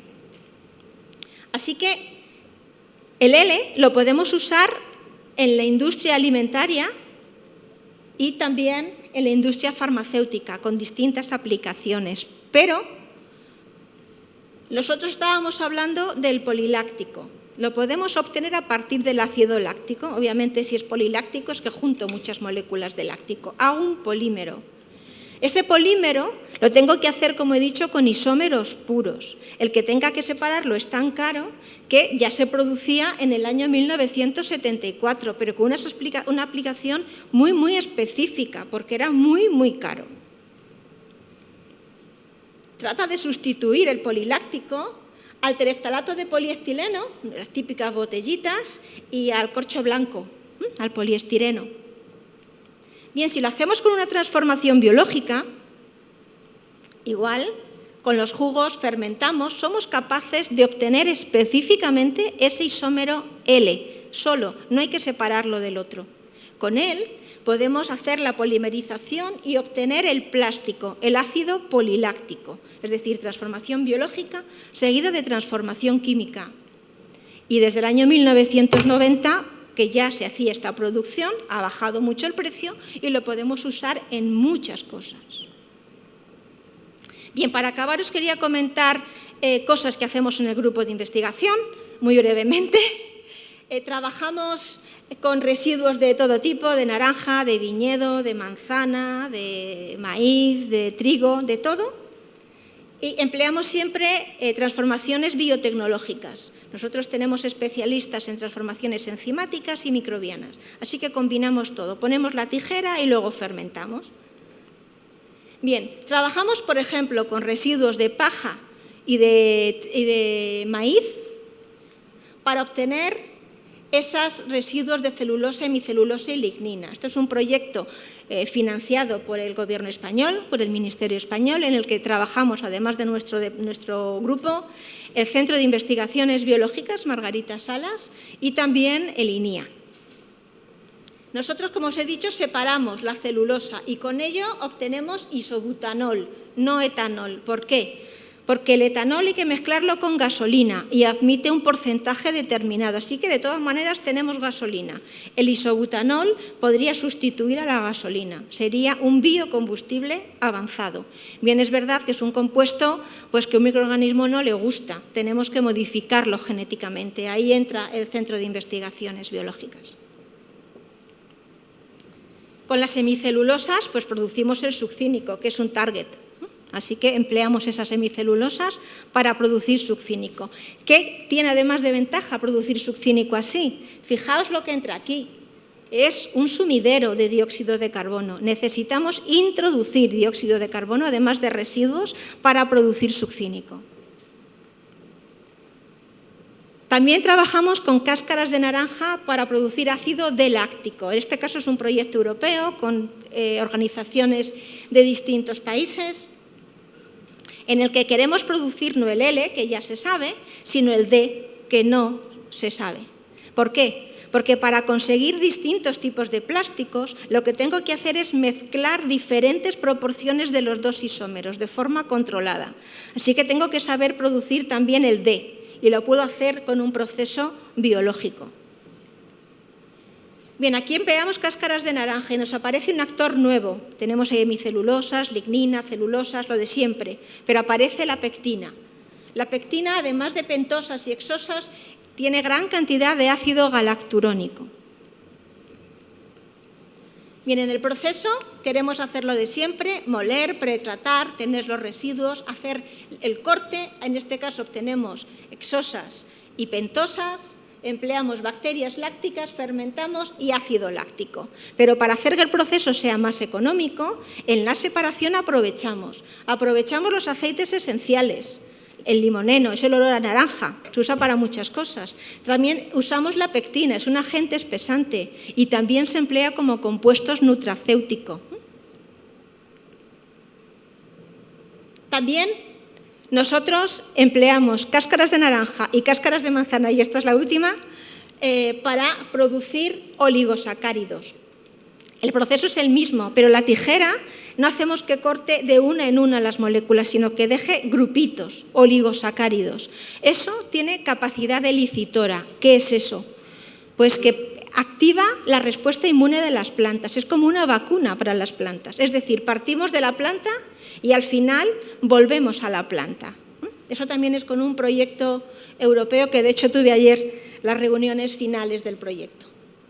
También aquí extraemos los aceites esenciales y la lignina. Son ejemplos. Esto es el ejemplo de cómo funciona. Funciona perfectamente en tomate cherry y funciona en pepino. Mejora la cantidad de kilos por hectárea y mejora el peso del fruto. Iríamos, como conclusión, hacia la bioeconomía circular. En Europa es lo que se está planteando. Hace falta una gran influencia en los políticos para que den dinero para investigar en esto. Porque en ese círculo que puso antes Rubén, nuestra entrada sería la biomasa que estamos abasteciendo. Haríamos el círculo que él ha comentado. Y habrá parte que tendrá que ir hacia compostar. Y todo lo que podamos irá en ese círculo. Pues esto es todo. Muchas gracias.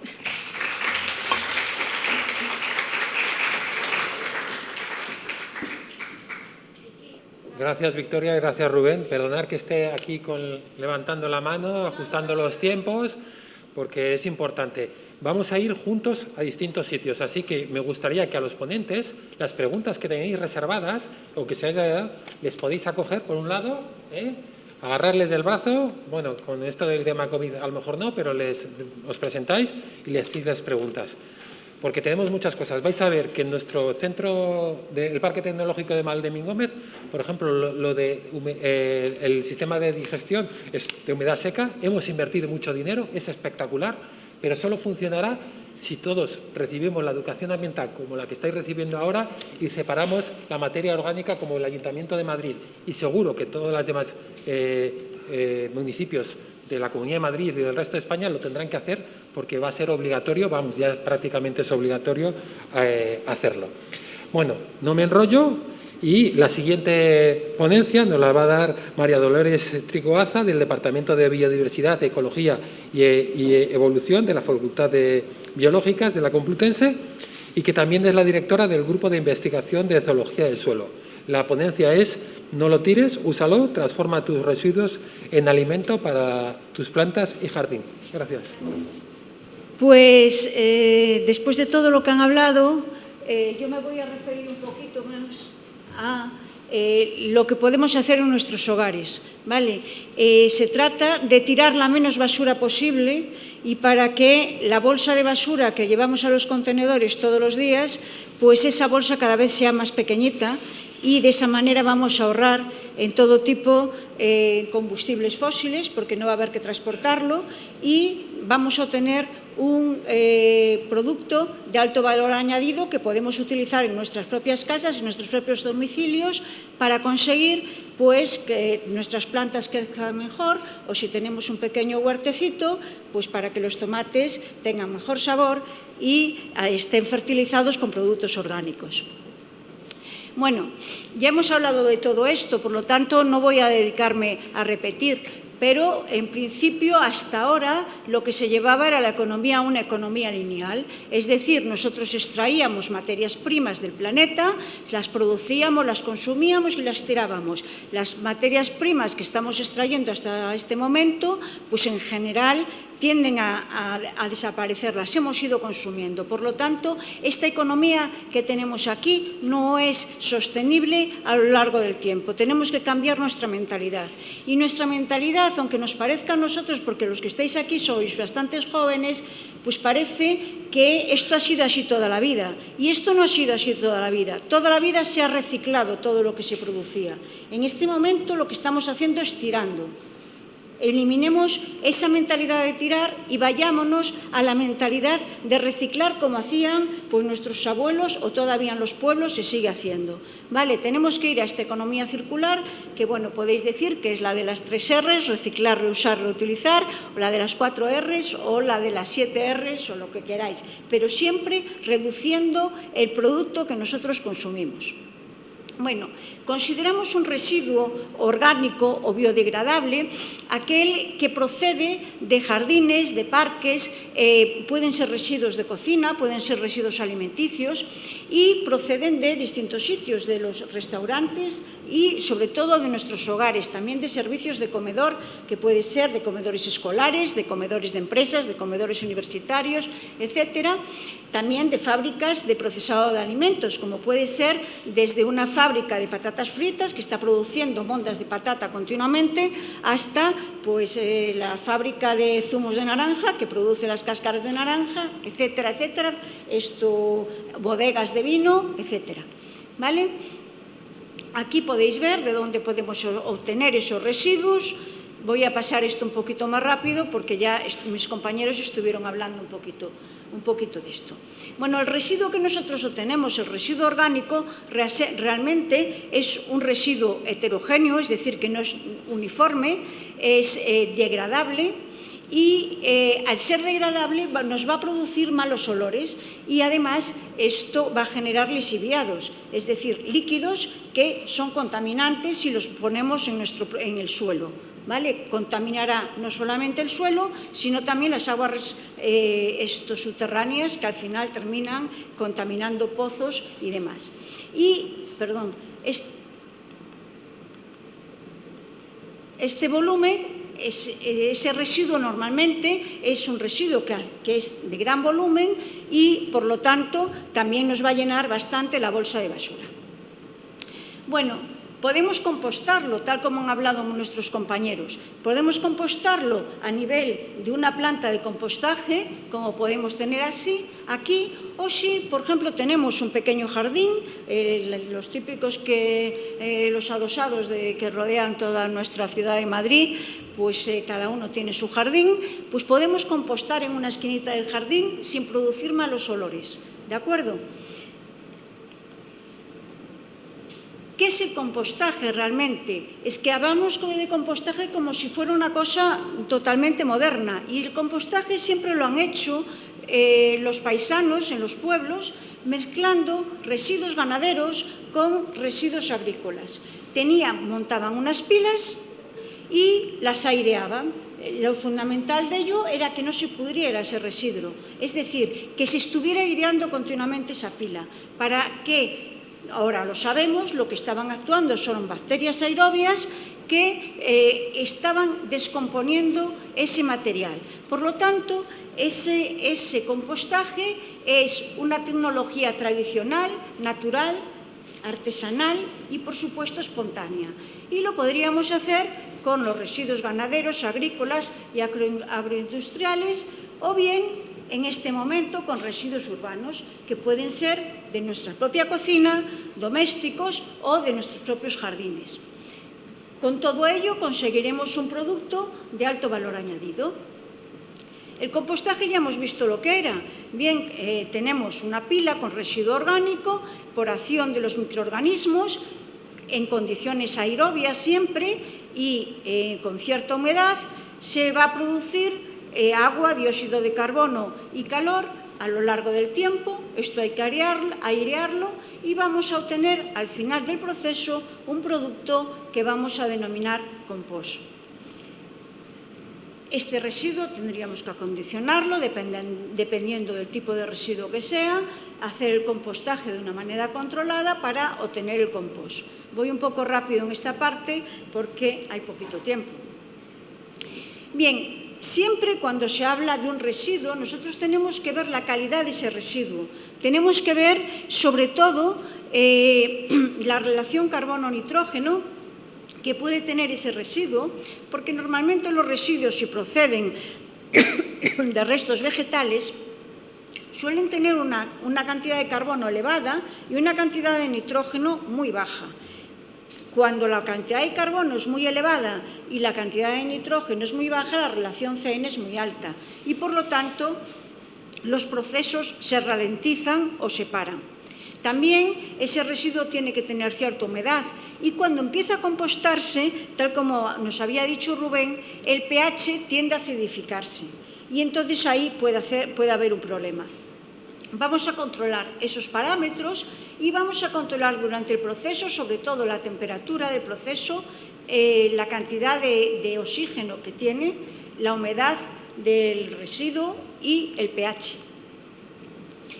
Para ello, es conveniente que en ese residuo que nosotros tenemos, y estoy hablando de compostaje, no me metí con otra cosa todavía, si pueda entrar el aire. Para que pueda entrar el aire tenemos que tener unos agentes estructurantes que nos den porosidad a ese residuo.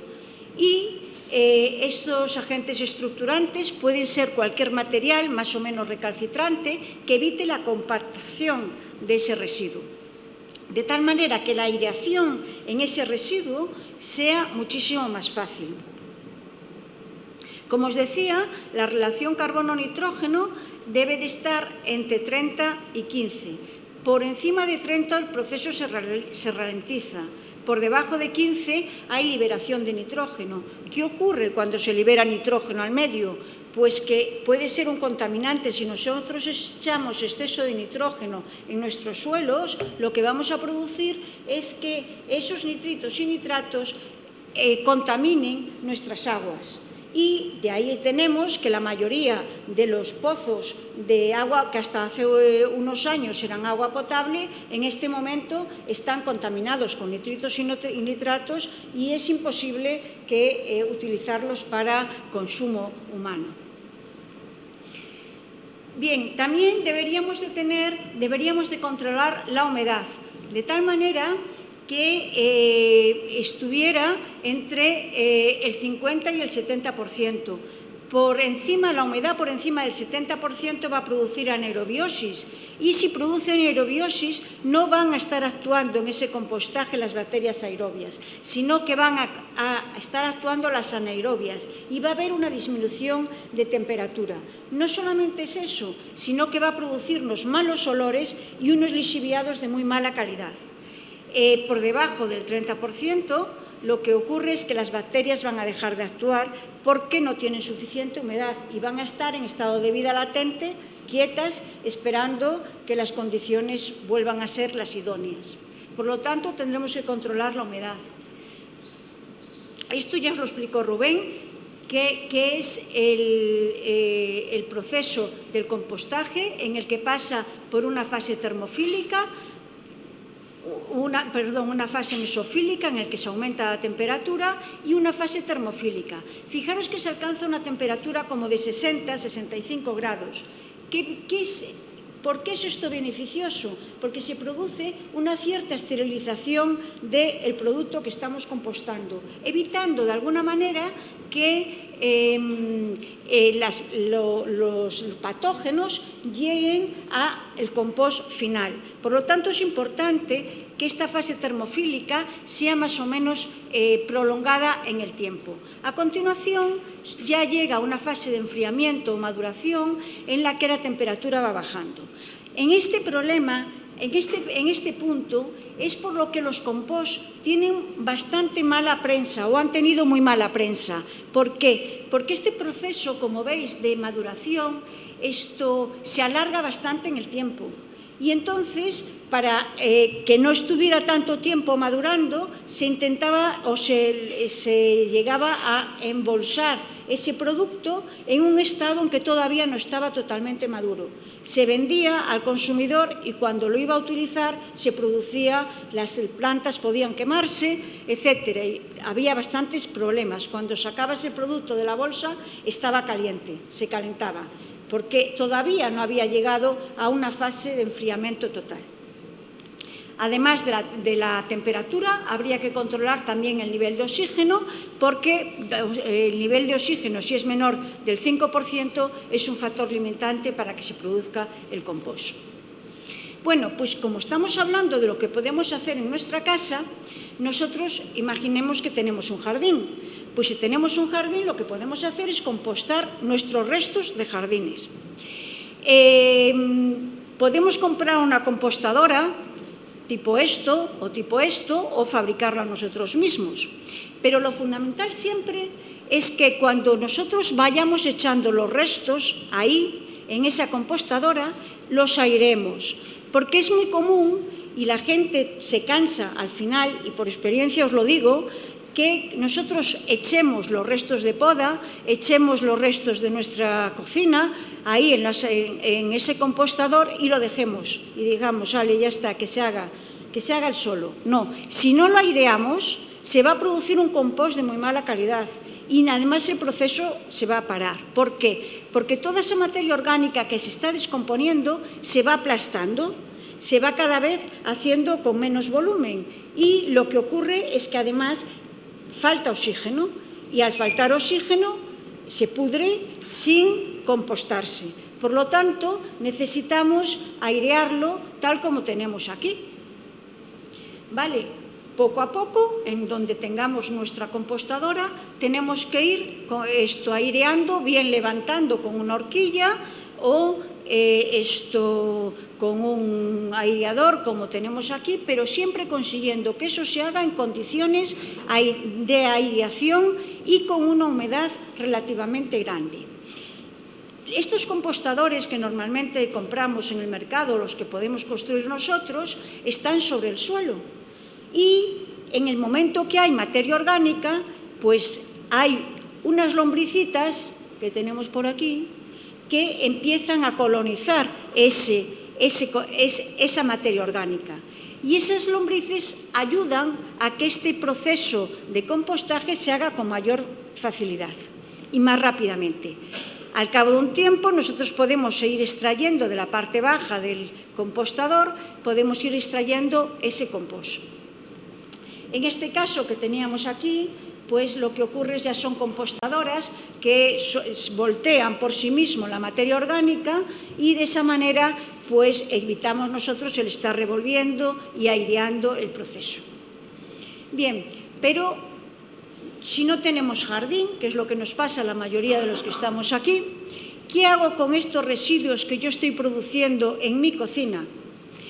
Las mondas de patatas, las mondas de los calabacines, las mondas de las zanahorias, etcétera, etcétera. Bueno, pues puedo ayudarme de estos individuos que son lombrices de tierra de una determinada clase y realizar vermicompostaje. Y ese vermicompostaje lo puedo hacer en cualquier sitio de mi casa, desde la cocina, en un trocito de la cocina, o un balcón, si tengo un balcón, o un patio, si tengo un patio, o incluso en el salón. Vale, ¿qué hacen las lombrices realmente? Las lombrices son unos biodigestores que lo que hacen es comen la materia prima, siempre residuo orgánico ya que empieza a descomponerse, nunca residuo fresco. Por lo tanto, si tenéis lombrices, no os preocupéis que no os van a comer las plantas. Las lombrices no comen materia viva, comen solo materia muerta, restos de hojarasca y restos pues, de nuestros residuos que vamos a tirar. Bien, las lombrices tienen en su parte anterior, en su esófago, vierten al interior de su esófago agua y además vierten calcio. Vierten calcio porque tienen unas glándulas, que son las glándulas de Morren o glándulas calcíferas, que están produciendo calcio continuamente. ¿Qué ocurre? Después, a continuación, de ese esófago, de esas glándulas de Morren, aparece una molleja y en la molleja se tritura el alimento.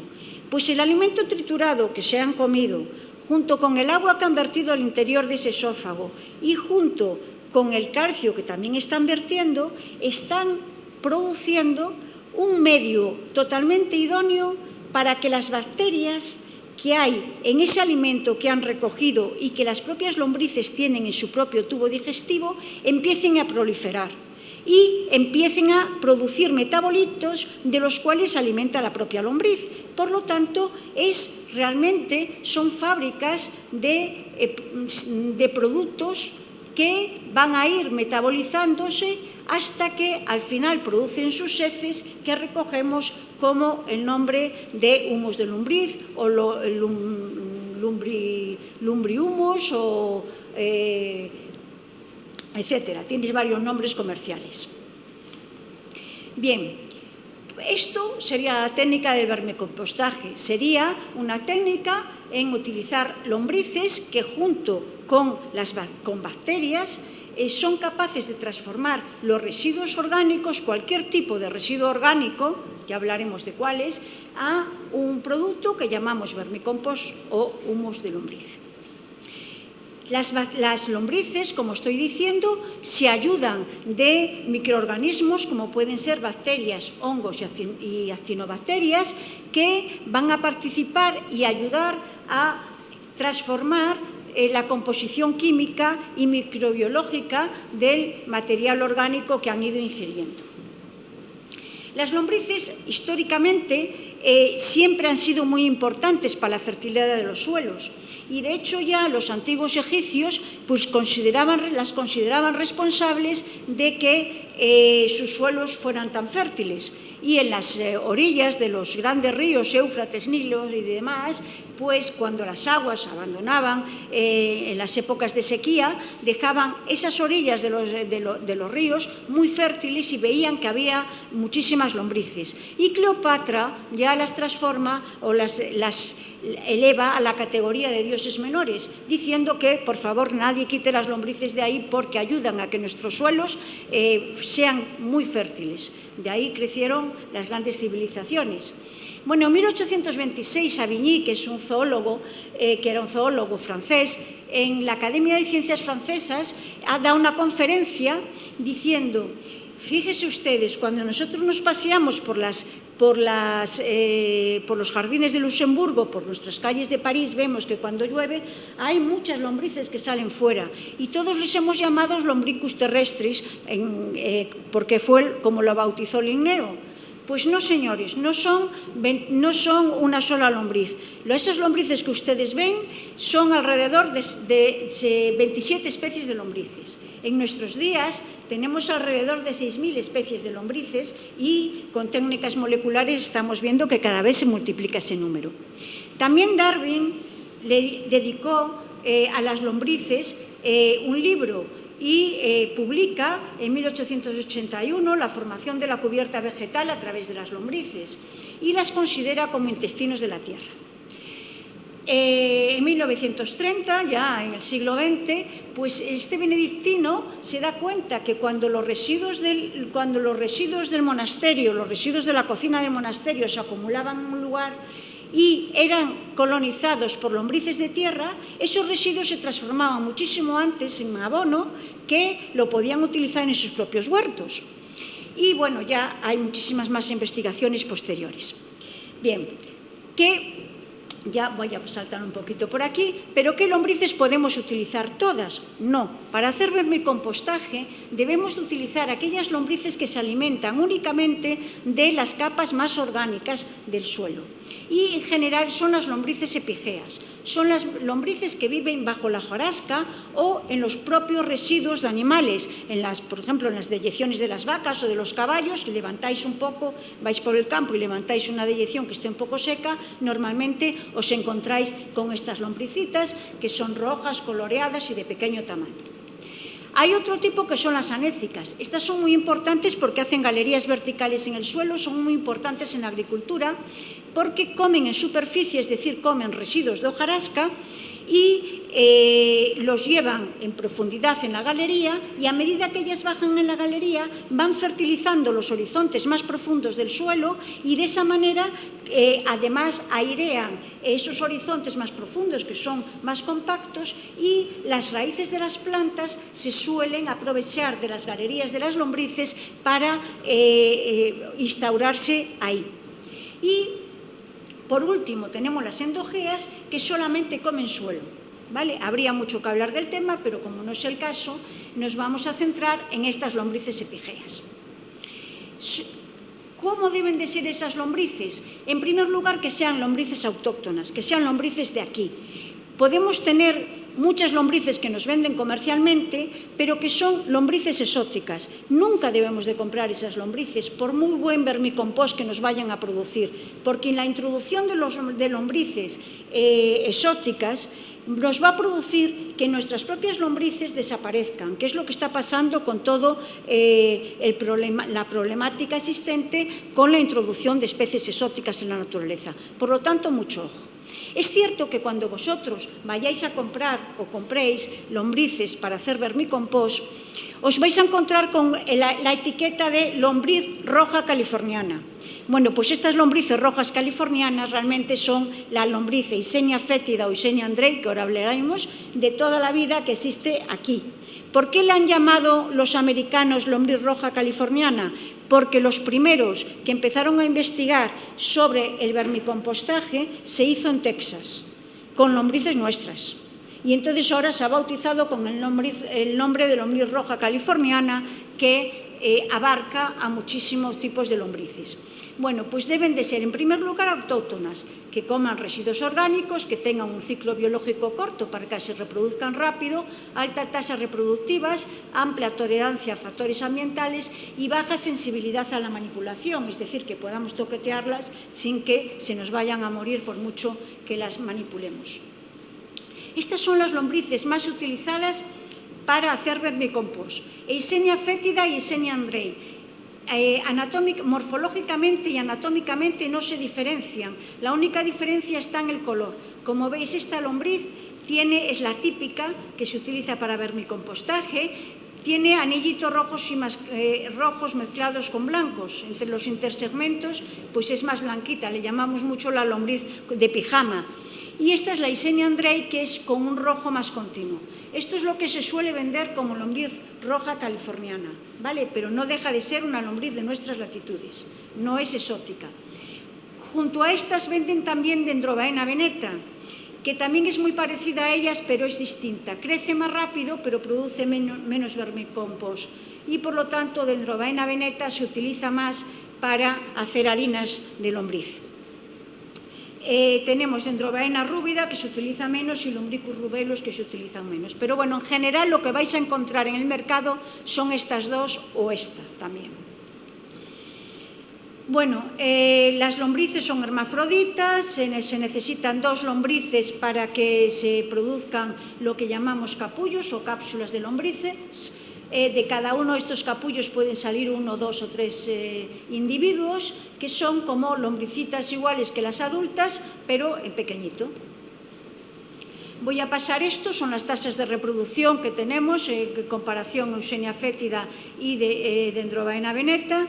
Vamos a pasarlo un poco más rápidamente. Vemos cómo crecen a unas temperaturas entre 15 y 25 grados. No las pongáis a más temperatura porque suelen morirse, y tienen una serie de requerimientos pues bastante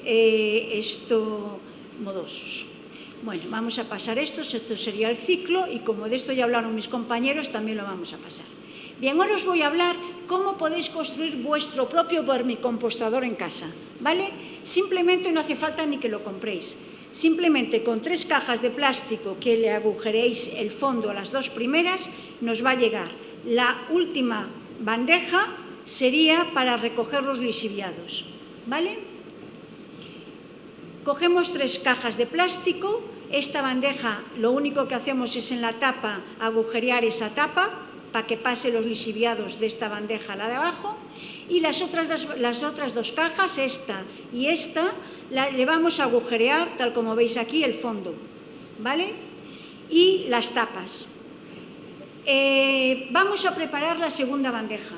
En la segunda bandeja lo que vamos a añadir va a ser papel de periódico o papel que no tenga una tinta de colores, porque si le echamos tinta de colores puede perjudicar a las lombrices. Humedecemos ese papel, añadimos tierra vegetal.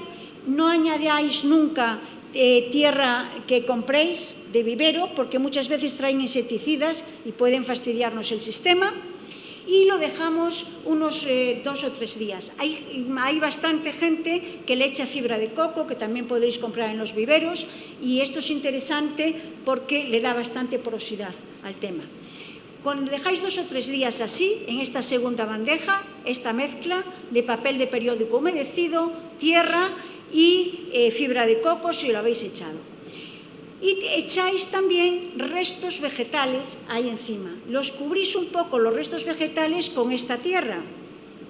Y después de 2 o 3 días añadís las lombrices que habréis comprado, como un pie de cría o lo que sea. Como tenéis esta bandeja de abajo, todos los lixiviados se van a recoger en esta bandeja de abajo. Estos lixiviados mezclados con agua los podéis utilizar para regar vuestras propias plantas, ¿vale? No los utilicéis así en bruto, porque muchas veces están demasiado concentrados, pero es un muy buen fertilizante. ¿Qué podemos echar como alimento? Frutas y verduras, las sobras, panes, bolsas de té, bolsos de café, todo lo que sea restos de comida sin grasa, y cáscara de huevo, y también restos de papel, de las servilletas, eso todo les viene muy bien. La cáscara de huevo también es interesante porque nos va a aumentar el pH, ¿vale? Lo molemos un poquito y se lo echamos. Se lo vamos echando siempre en la bandeja de arriba que tenemos arriba de todo, ¿vale? Porque ellas van a tener suficiente alimento cuando hemos preparado esto. Así nos quedaría la bandeja de arriba de todo, pero no le echemos nunca alimentos cocinados. Eso sí que va a la basura, porque si le echamos alimentos cocinados se nos va a parar el proceso y sería un poquito más complicado. Tampoco es conveniente echarle demasiado producto cítrico, ¿vale? Porque tiene muchísima acidez. Ni heces de animales, las caquitas de los perros y de los gatos no, ¿vale? Bien, entonces tenemos en esta bandeja tenemos preparado todo lo que hemos dicho, el papel de periódico, la tierra, las lombrices y los restos vegetales. Y aquí arriba vamos echando nuestros restos de comida cuando pelamos las patatas, cuando pelamos los calabacines, etc. Esos restos vegetales les viene bárbaro. Los vais dejando ahí arriba. Las lombrices empiezan a comer. Cuando se dan cuenta de que aquí ya no hay suficiente comida para ellas, automáticamente se van a subir a la bandeja superior y van a desaparecer de aquí, dejándonos el vermicompost que ya podemos retirar y utilizar para nuestras plantas. ¿Que queremos que vemos que no han subido o qué tal? Bueno, pues hay una manera muy fácil de sacar ese vermicompost. Bueno, aquí es el producto intermedio que tenemos con las lombrices y todavía se ven restos vegetales y esto sería un producto final. El producto final tiene un olor estupendo, tiene un olor a tierra húmeda y una granulometría que os viene muy bien para las plantas porque le da estructura a vuestras plantas e impide que el proceso que toda la tierra se colmate, ¿vale? Y entonces, si queréis separar las lombrices más rápidamente, podéis poner en esa segunda bandeja una redecilla, le echáis materia vegetal, más un poquito descompuesta que tendríais arriba, para que pasen más fácilmente arriba y vais sacándolo, lo dejáis como una semana, tapáis con un cartón si queréis y volvéis a repetir la operación 3 o 4 veces, ¿vale? Pues con esto acabo y muchas gracias por vuestra atención.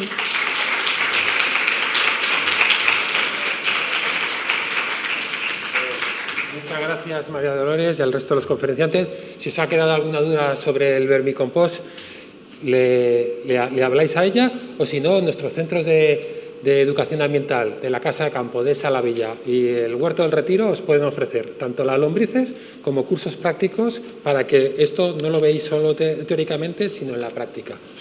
Pues nada, terminando con esto, bajamos abajo donde hemos entrado y en el museo nos van a hacer una pequeña disección de todo lo que es el parque tecnológico y luego iremos a los autobuses. Gracias.